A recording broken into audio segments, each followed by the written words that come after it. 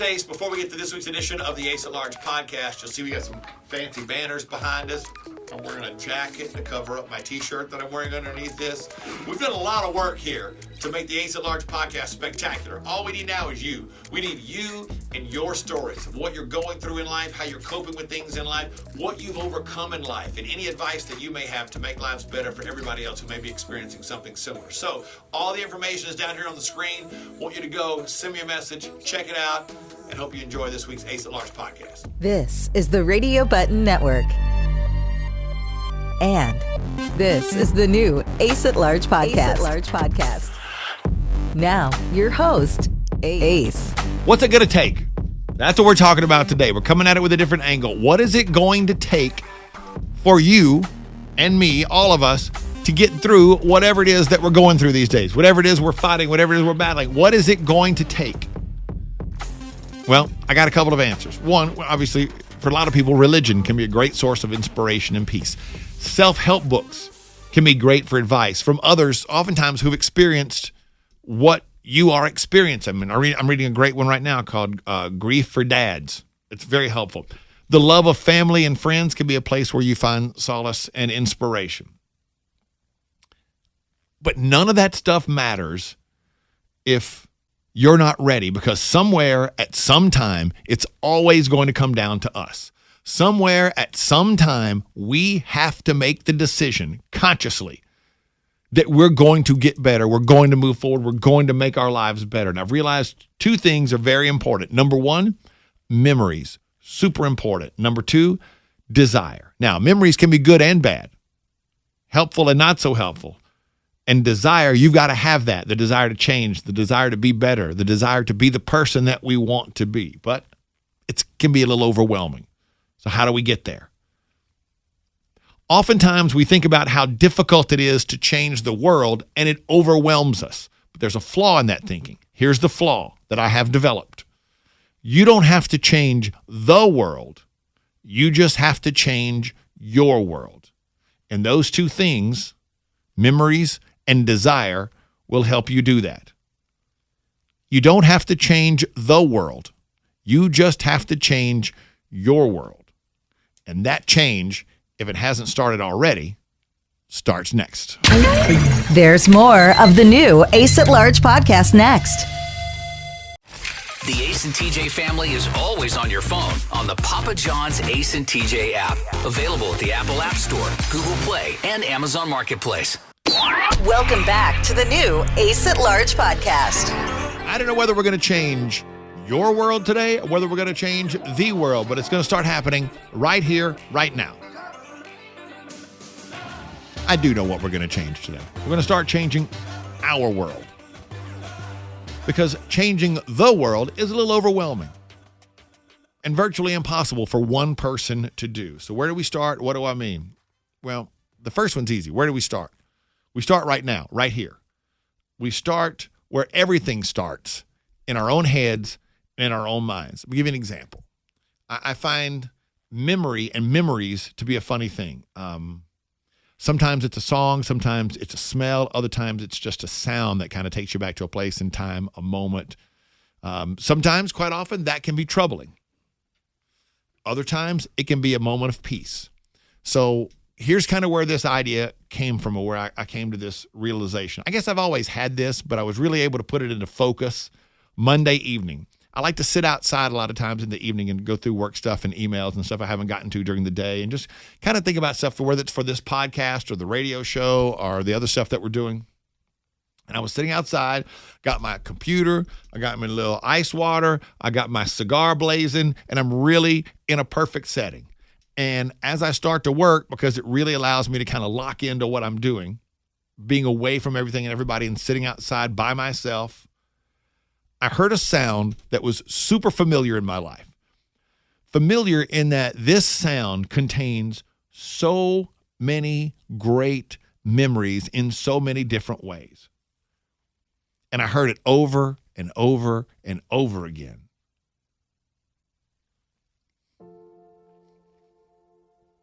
It's the sound of an aluminum bat hitting a ball. Pretty sure it was a baseball, not a softball. But that ding, and a few seconds later, Ding. And I just stopped and listened. And I caught myself just sitting there smiling, ear to ear, listening. Not crying, not being sad. I just sat there, taking it all in. Taking in the beauty of that sound. The joy that that sound has brought in my life is huge. The lessons I've learned based around that sound. The good times that I've had as a kid, as an adult, all based around that sound, the sound of a bat hitting a ball. I spent my youth every summer, every single summer from the age of 5 through the age of 18, the summer after I graduated high school, on a baseball field. I played every year. Those were really, really special times. Some of the best times I ever had with my dad were him coaching my T-ball and Little League team. He was one of the coaches on my team. And as I got older, it became a place to just hang out. We were always at the ballpark in the summer. It was more than just games. It was, friends. That's where my friends were. I played with my friends. Every year, we all played baseball every summer. Love the game. And more importantly, and now as I've gotten older, even more special, hearing that sound, kind of think I know what was happening by the pace, by the repetition. Someone was working on their hitting. Somebody was learning how to hit. Some kid around the corner from the house where I live was learning how to be a better hitter. And instantly, I thought of my kids. The first time that I ever bought a bucket of balls, because you really couldn't do that when I was a kid. I don't know why, but I guess you could. But the first time that I ever bought a bucket of baseballs, they were softballs actually, were for my daughter. She's older than my son by 3 years. And she wanted to play t-ball and softball, and she fell in love with it. And we spent hours and hours and hours of me sitting out there, kneeling, balls in a bucket next to me, just teaching her over and over and over, playing soft toss. If you're a baseball person, you know what that is. And hitting in the backyard and just teaching. I coached my daughter from the age of 5 until she entered high school. And it was just what we did all the time. She never played basketball. She was a cheerleader, and there wasn't much I could do to help her with cheerleading but go and be there and watch her cheer. And I learned all the cheers and knew what they were going to do and call them out and would goof around with her and do the cheers with her at home. Didn't want to embarrass her there. But point being, this kind of became our thing. My son the same way. My son was a baseball player early in life until he kind of got bored with it. His attention turned to basketball. And I'm still coaching his basketball team now. But those summers, those times, that sound is a very unique sound. That because of my childhood and the times that I've played softball as an adult, and especially that time with my kids, those are wonderful, wonderful, wonderful memories. And those memories are important because they make me smile. Never makes me sad. Never once can I think of a kid playing baseball, as a kid playing baseball, as an adult playing softball, or especially coaching my kids. Never once will I have a memory of that in any way that makes me sad. It never makes me sad. It never lets me down. It always makes me happy. It always makes me appreciate what I had. Because I had 2 great kids and I had great friends. And it always makes me appreciate my mom even more. Because even when things were busy, my sister had things going on, and I was a kid, and I couldn't drive. My mom would still get me to my games after my parents split up. My dad moved away. It makes me think about my dad and how much I appreciate him and loved him for spending time coaching our teams. We had a lot of fun. A lot of fun. Great memories. It always makes me thankful and appreciative. But the thing is, when I was thinking about these memories, they don't have to stop. What we should be doing is not just living off of the memories of the past. What we should be doing is trying to get out and make more memories and have more good times. The memories we have of the past should be our inspiration to make more memories in the future. Draw on those memories to inspire you to get back out there, to do more. Try something different. Have some fun. Do something that you love that you've lost track of. Let the memories inspire you to make memories. Use it as fuel because that's what we're supposed to do. We're supposed to, as people, keep moving, growing, whatever the case may be. Again, try something old. Try something new. Go somewhere you've never been. Go somewhere you love. It's all up to you as long as you don't sit still.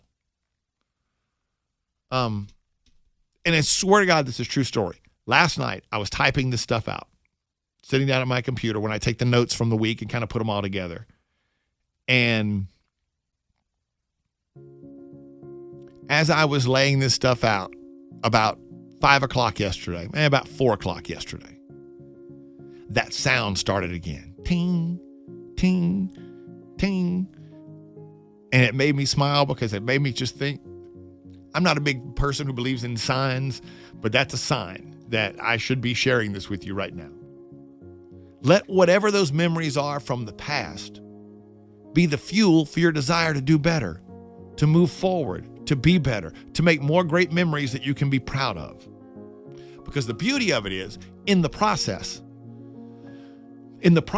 you just may inspire more than yourself. Because obviously we're all here because we're looking to make a change in our lives. Some things we can change, some things we can't. Now, we've covered before, the past is something we can't change. Let it go. Learn from it, but let it go. So take the good memories that you have and let them fuel your desire. You have the desire to change, but often the things you want to change are overwhelming. It seems too big, too much for just one person to do. It seems too much for you.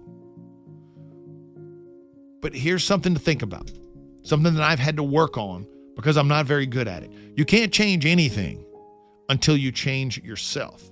You can't change anything until you change you. You can't change anything until you change your attitude. You got to get you right before you can really begin to make any larger changes. So let that desire to change, let that desire be fueled by those wonderful memories and the idea that maybe there's more out there to be done. Because there is. It doesn't matter what your situation is. There is more out there for you to do. There is more good that you could be doing. And if you say, well, I've never done a lot of good, well, now's as good a time as any to start. You know, there are a lot of people in a lot worse situations. And think about this. If you hear the word inspire and you think, well, there's no way I can inspire change in the whole world, because everybody wants our world to change right now. But think about it this way. I used to give a lot of speeches. I would still love to do it, but obviously COVID and that kind of stuff. I've done graduation speeches and all kinds of stuff. And here's one of the things that I point out to people all the time about, along the lines of, we're not here to change the world. We're here to change our world. Billy Graham, you know him from seeing him on television, the Billy Graham Library, obviously an unbelievably influential person over the course of the 50s, 60s, 70s, 80s, well into the 90s.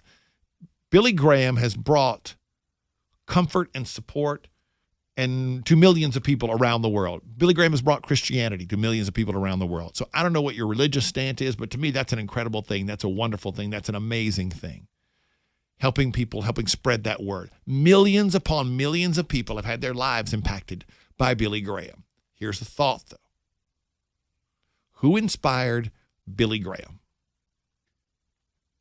There's one person somewhere who inspired Billy Graham. And that person could easily sit around and think about the fact that, well, maybe I didn't do enough in life. I only inspired one person to go on and only inspired one person. I only really helped one person. Well, that one person turned out to help millions upon millions upon millions of people. So you did a little more than you thought. So my theory is, if you get yourself right and take a chance and work on making your life better, there's no telling what happens. There's no telling what you can do. Maybe all you do is make your day-to-day life better. Maybe you get yourself in a great headspace and you go on and you help your family.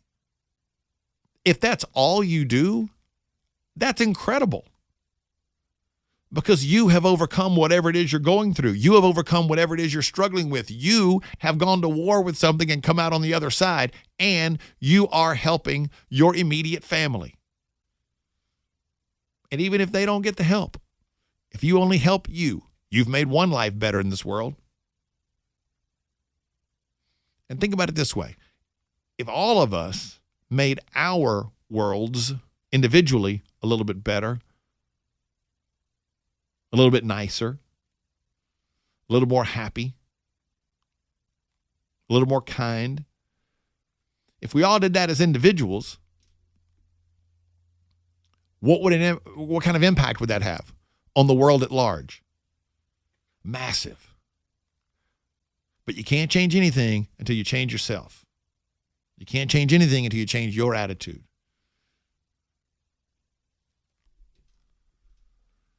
And maybe, just maybe, you go on to inspire somebody to do something huge.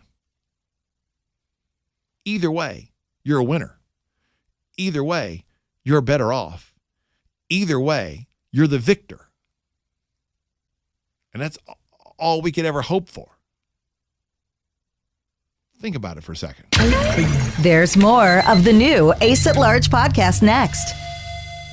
Hey, it's Ace, and right now when you bundle Killingsworth Termite Protection with Pest Control, you can save over $200 a year. Visit them at thebiggreenk.com. And remember, your family and home are Killings worth it. Welcome back to the new Ace at Large podcast. So what are we going to do now? I don't know. We're going to think about our memories. We're going to think about the things that make us happy. We're going to think about those things that have inspired us in the past. Then we're going to set about to change our world. Because remember, the most important thing you can take from today is you don't have to change the world. You just have to change your world. And if enough of us change our worlds individually, the world's going to be a whole lot better place. So let your memories, good and bad, but let's focus on the good ones today. Let those good memories, those things you enjoy, those things you remember, let those be the fuel for you to go out and want to make more memories, to push yourself a little bit harder to come through whatever it is you're dealing with, to be a little bit more focused on getting through whatever it is you're going through right now and making your life better. And let those memories be the fuel for the desire that you must have, because we all have to have the desire to change, to make things better, or we're never going to get any better. We have to have the desire to be who we want to be, or we're never going to get there.